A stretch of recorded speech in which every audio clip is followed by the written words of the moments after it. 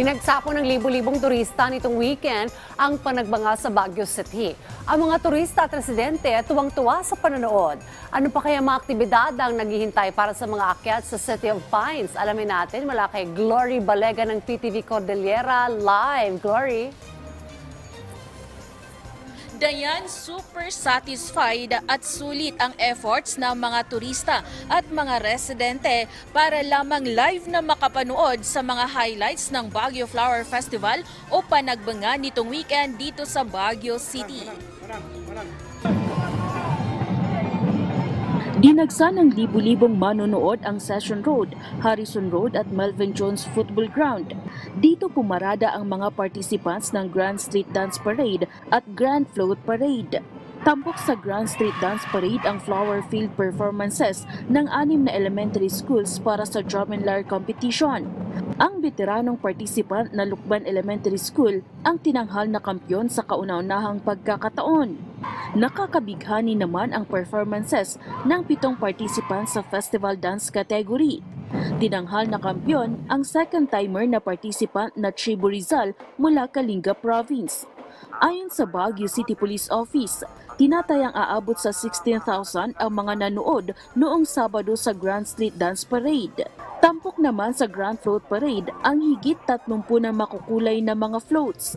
Ginawang palamuti at disenyo ang mga bulaklak mula Benguet Province gaya ng chrysanthemums, anthuriums, roses, liliums at iba pa.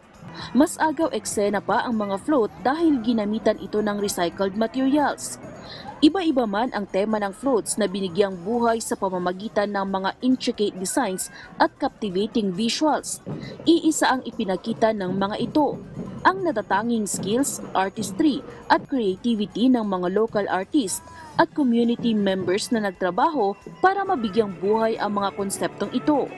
Mas kuminang pa ang mga float nang sumama ang mga bituin gaya ni Lovi Po, EJ Falcon at Beauty Gonzalez. May mga government officials din gaya ni COMELEC Chair George Erwin Garcia, Senator Lito Lapid at Senator Bong Revilla Jr. Kinilala naman ng Department of Tourism ang unwavering commitment ng Baguio LGU sa pagpreserba sa kultura at pagsulong ng turismo ng lungsod. In a rapidly changing world where globalization and modernization can sometimes overshadow the past, it is important that we find a harmonious balance between preserving our traditions and embracing the opportunities that innovations provide us with.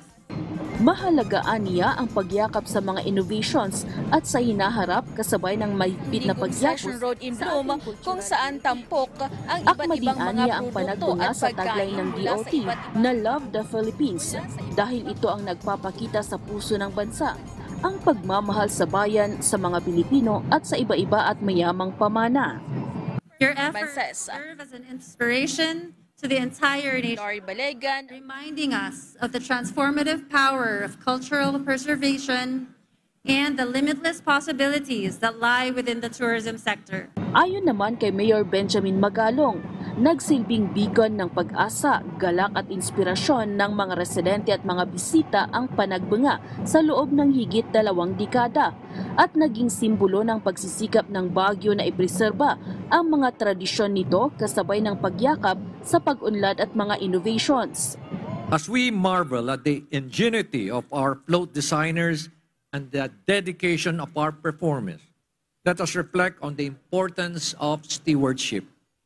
Let us dedicate ourselves to the cause of environmental sustainability, nurturing a future where our children and grandchildren can continue to revel in the beauty of the Panagbanga and all it represents.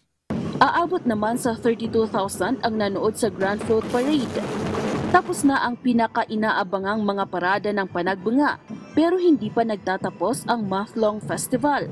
May mga nakapila pa na mga aktibidad bago ang pagtatapos nito sa March 3, kung saan matutunghayan ang engranding aerial fireworks display. Ngayong araw kasi bubuksan ang isang linggong Session Road in Bloom kung saan tampok ang iba't ibang mga produkto at pagkain mula sa iba't ibang rehiyon ng bansa. Maititreat din ang mga Session Road goers sa mga isasagawang open-air concerts and performances. Para sa Morning Show ng Bayan, Glory Balegan, Rise and Shine, Pilipinas. Maraming salamat, Glory Balega ng PTV Cordillera.